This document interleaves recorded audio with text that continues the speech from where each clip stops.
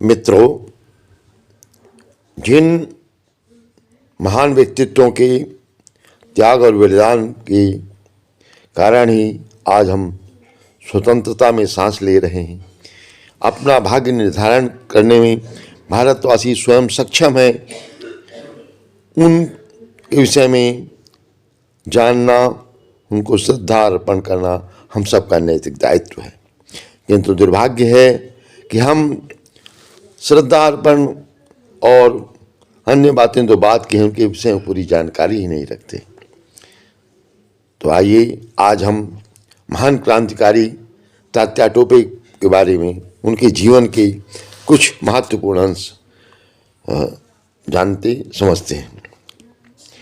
तात्या टोपे का जन्म 1814 के लगभग अहमदनगर के एवला नामक गांव में एक ब्राह्मण परिवार में हुआ था।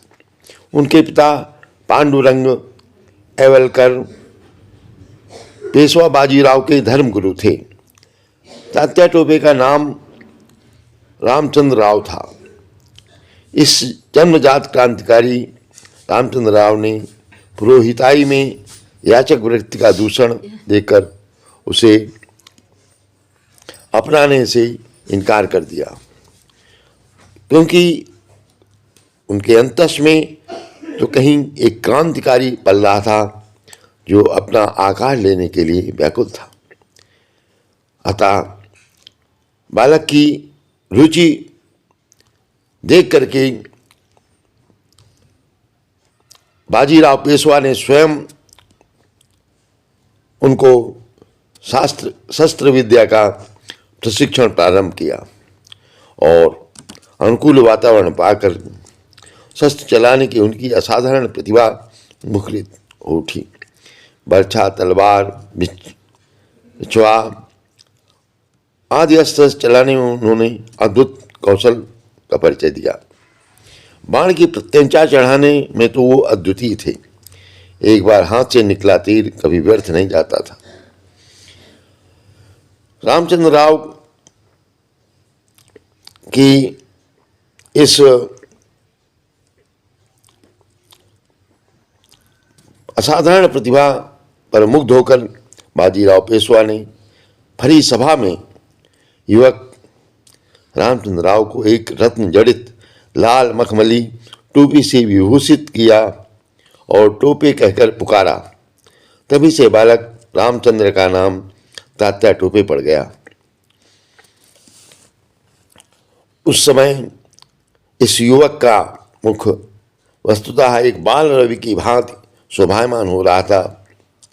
पेशवा ने आशीर्वाद देते हुए कहा, एक दिन तुम नापाक फिरंगियों को से अवश्य इस भारत भूमि को मुक्त कराओगे। इस कार्य में भगवान तुम्हारी सहायता करेंगे। बस उसी दिन से रामचंद्र राव तात्या टोपे नाम से प्रसिद्ध हो गए। 1837 में देश के अनेक भागों में ईस्ट इंडिया कंपनी का शासन स्थापित हो चुका था। अंग्रेजों की स्वेच्छाचारिता और निरंकुशता बढ़ती चली जा रही थी। कंपनी के अंग्रेजी शासकों ने बाजीराव पेशवा को पूना से निर्वासित कर दिया और इन्हीं के साथ तात्या का परिवार भी निर्वासित हुआ। इस प्रकार छोटी आयु से अपनी मातृभूमि को छोड़कर तात्या टोपे कानपुर के पास बिठूर चले आए।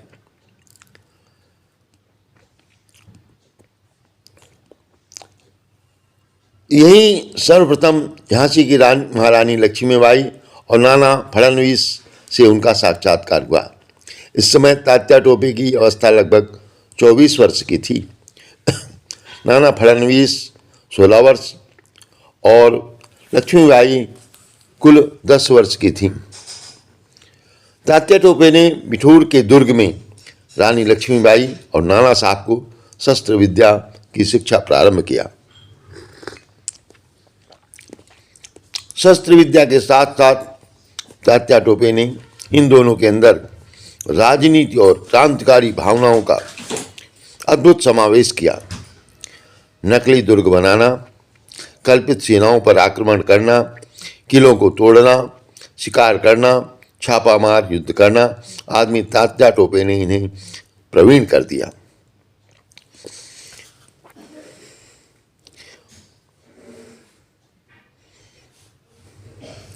अंग्रेजों के अत्याचारों एवं जघन्य कृत्यों के विरुद्ध देश का वातावरण गर्म हो उठा था। देश के सभी छोटे बड़े राज्यों का अंग्रेज क्रमशः अंत और विनाश करते चले जा रहे थे।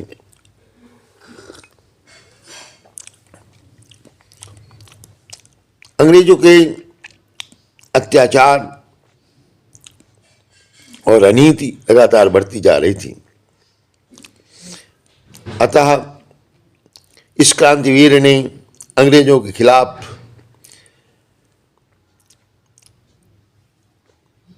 सुनिश्चित षड्यंत्र का श्री गणेश 1851 में ही कर दिया था, जबकि पेशवा बाजीराव की मृत्यु के पश्चात कंपनी के शासक ने नाना साहब को उनका दत्तक पुत्र मानने से इनकार कर दिया था। पेशवा बाजीराव ने नाना साहब को 1827 में ही दत्तक पुत्र के रूप में ले लिया था। वास्तव में वे ही इनके उत्तराधिकारी थे, पर अंग्रेजों ने उनके इस अधिकार की अवहेलना की। इसी कारण तात्या टोपे का अंतर्द्वंद प्रथम बार क्रांति का मूर्त रूप लेकर प्रकट हुआ। पूरे 6 वर्ष तक तात्या टोपे ने इस क्रांति आंदोलन को सक्रिय रूप देने के लिए सारे देश का भ्रमण कर सभी राजाओं एवं गणमान्य व्यक्तियों से संपर्क स्थापित किया और सावधानी के साथ क्रांति की अग्नि को सुलगाया। महीनों के विचार विमर्श के पश्चात 31 मई 1857 क्रांति दिवस निश्चित किया गया था, किंतु दुर्भाग्यवश इस क्रांति के ज्वालामुखी का लावा 25 दिन पूर्व ही मेरठ की छावनी में फूट निकला। इस संग्राम में महान योद्धा तात्या की चमकती हुई तलवार ने काल का रूप धारण कर अनेक देशी विदेशी शत्रुओं का संहार किया और अपने अंतिम श्वास तक तात्या टोपे ने कभी अंग्रेजों की अधीनता स्वीकार नहीं की।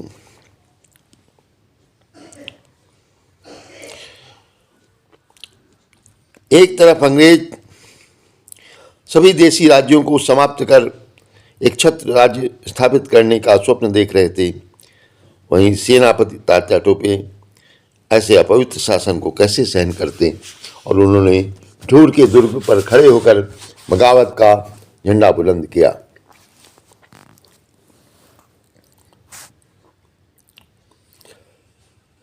मेरठ में विप्लव का विस्फोट होते ही नाना फडणवीस अपने भाई राव साहब और तात्या टोपे को पेशवा की गद्दी का उत्तराधिकारी बनाकर क्रांति का नेतृत्व करने मेरठ की ओर प्रस्थान कर गए।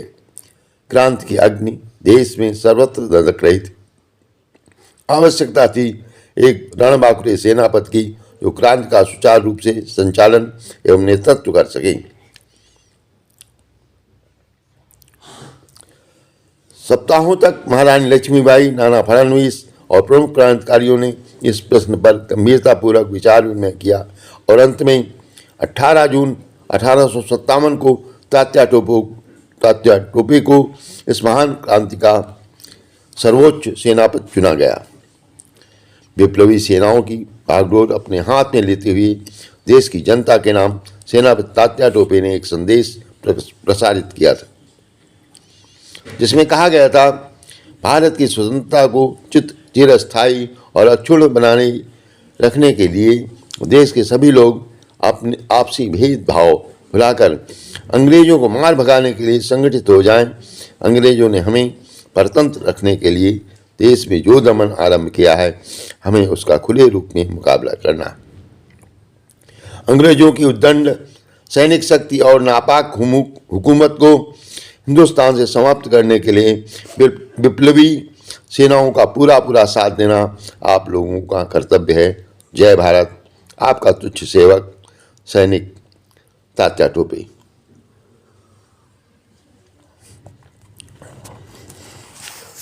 सेनापति तात्या टोपे के इस आह्वान पर भारतीय स्वतंत्रता की उन्मुक्त सेनाएं उनके नेतृत्व में सिंह गर्जना के साथ लोहा लेने को कटिबद्ध हो गईं और भारतीय सेनाएं अंग्रेजी फौजों को सफाया करती निरंतर आगे बढ़ रही थी। कितने ही अंग्रेज मारे गए और अपनी जान बचाकर तमाम सारे भाग गए। तात्या टोपे में विलक्षण दैवी शक्ति थी।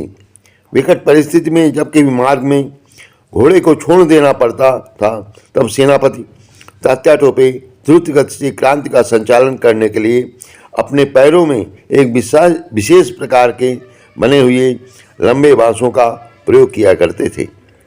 जिस समय वे इन बांसों को पैरों में बांधकर वायुवेग से भागते थे उस समय अंग्रेज शत्रुओं की दक्ष, सुसज्जित और साधन संपन्न सेनाएं उनके पैरों की उड़ती हुई धूल को भी नहीं देख पाती थी।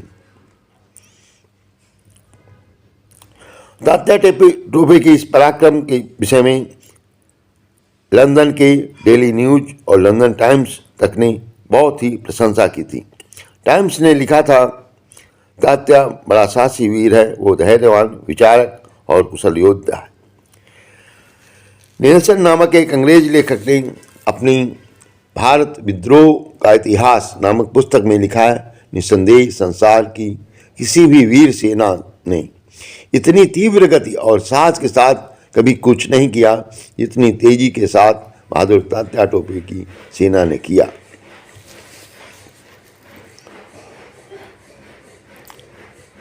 लंदन के डेली न्यूज ने भी तो विस्तार से तात्या टोपे के पराक्रम के बारे में लिखा। उसने हमारे बहुत ही से नगर उजाड़ दिए, खजाने लूट लिए, युद्ध के शस्त्रागार खाली कर दिए। उसने सेनाएं इकट्ठी की और अंग्रेजों को कटवा डाला, हमारी तोपें छीन ली और हमारा ही सफाया किया। अपनी गति में तो वह बिजली को भी मात कर रहा है। कई कई सप्ताह 40-50 मील प्रति घंटे की गति से यात्रा करता रहता है। हमारी सेनाओं के आगे रहता हुआ अचानक पीछे पहुंच जाता है। सर्वोत्तम मशीन भी इतनी तेजी न कर सकेगी जितनी तूफानी तेजी तात्या टोपे करते हैं। पर्वतों की चढ़ाई पर, कंदराओं में, घाटियों में, पीछे आगे, ऊपर नीचे, कहीं भी तात्या टोपे के जाने में कोई बाधा नहीं डाल सकता। इस प्रकार अपने पराक्रम के बल पर तात्या टोपे ने दूर दूर तक अंग्रेजों को सफाया कर दिया, किंतु पुनः अंग्रेजों की कुमुक पहुंचने पर वे सेनाएं पुनः आगे बढ़ाती थीं और अपना कब्जा फिर कर लेती थीं, क्योंकि उनके पास बहुत सुसज्जित और बहुत संख्या बल था। इसके लिए वे तमाम सारे ग्रामों के ग्राम ध्वंस करती चली जाती। ग्वालियर के युद्ध में असफल होकर सेनापति तात्या टोपे नर्मदा नदी को पार कर महाराष्ट्र पहुंचे और वहां उन्होंने जनता को अंग्रेजों के विरुद्ध युद्ध के लिए संगठित किया। झांसी की रानी के बाद अंग्रेज किसी से घबराते थे तो वे थे तात्या टोपे। इसलिए अंग्रेजों की सेनाएं निरंतर उनकी खोज में रहती थीं। कहा जाता है कि तात्या वर्षा काल में चंबल की तूफानी लहरों पर सर्प की भांति तैर जाते थे।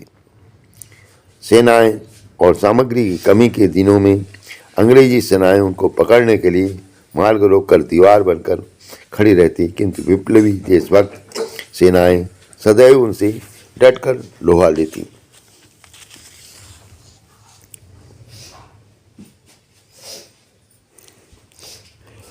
साधन के अभाव में अनेकों बार उन्हें युद्ध स्थगित कर मैदान छोड़ना पड़ा, फिर भी वे हतोत्साहित नहीं हुए। कानपुर पुनः अधिकार करने के लिए विद्रोही तात्या की सेनाओं ने अधिकार कर लिया। कानपुर पर धावा बोलने की तैयारी थी कि रानी लक्ष्मीबाई ने दूसरे मोर्चे पर सैनिक सहायता की मांग की, इसलिए वो सपना अधूरा रह गया। इस क्रांति को काफ़ी समय हो गया था। धीरे धीरे तात्या टोपे के अनेक मित्र और सहयोगी विप्लव की आहुति में प्राणार्पण कर चुके थे, कुछ देश और वहीं कुछ लालच के बस देशद्रोही बन गए थे, किंतु तात्या टोपे अंतिम श्वास तक संघर्ष करते रहे। एक बार किसी वन में छिपी तात्या की सेनाएं विश्राम कर रही थीं। अंग्रेजी सेनाओं ने उन्हें चारों ओर से घेर कर आग लगा दी। वह सब जंगल जलकर राख हो गया। अंग्रेजी सेनाएं ज्यों की त्यों खड़ी रहीं। अंग्रेज समझे कि वे सब जलकर खाक हो गए होंगे, किंतु ज्यों ही उनकी सेनाएं पीछे हटी त्यों ही महावीर तात्या टोपे की जीवट सेना ने अचानक वेग से अंग्रेजी सेनाओं पर घातक आक्रमण किया, जिसके परिणाम स्वरूप सारे के सारे अंग्रेज मारे गए। तात्या टोपे की मृत्यु के संदर्भ में इतिहासकारों के विभिन्न मत पाए जाते हैं। कोई कहता है तात्या टोपे को गिरफ्तार करके उसी समय उनके हाथ पैर बांधकर मार डाला गया था। कई लोगों का कहना है कि उनको फांसी दी गई थी, किंतु इतिहास के गहन अध्ययन से पता चलता है कि मानवता, न्याय और नीति की दुहाई देने वाले कई क्रूर अंग्रेजों ने मिलकर उनकी बड़ी बेरहमी से हत्या की थी। इस पर भी जब उनकी पैशाचिक प्यास नहीं बुझी, तब प्रतिशोध लेने के लिए उन्होंने मृत शरीर को 18 अप्रैल 1859 को तोप के मुंह में बांधकर उनको उड़ा दिया। ऐसी वीर गाथा तात्या टोपे जी की है। अपना जीवन पूरा होम दिया राष्ट्र के लिए, और कहने की आवश्यकता नहीं। हमने उनको और उनके परिवार को क्या दिया, इसका जीवंत प्रमाण अगर देखना है तो आप बिठूर चले जाइए और उनके परिवार को चाय की एक छोटी सी दुकान चला करके किसी तरह भरण पोषण करते हुए देख करके आत्मा रोने लगती है कि इस देश की दशा और दुर्दशा क्यों है कि क्रांतिकारियों का हमने अनदेखा किया, और तमाम सारे ऐसे लोग जिन्होंने कुछ नहीं किया, वे शासन सत्ता के संचालन में बैठ गए।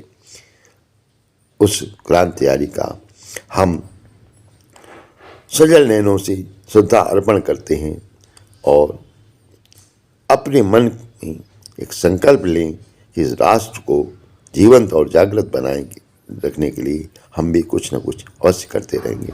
मित्रों, इस संदर्भ में, इस वीडियो के संदर्भ में आप अपने कमेंट अवश्य दें और उसे लाइक और सब्सक्राइब करें ताकि ये चैनल आगे बढ़ सके और इसी प्रकार के अन्य क्रांतिकारियों की कथा हम आप तक प्रस्तुत कर सके।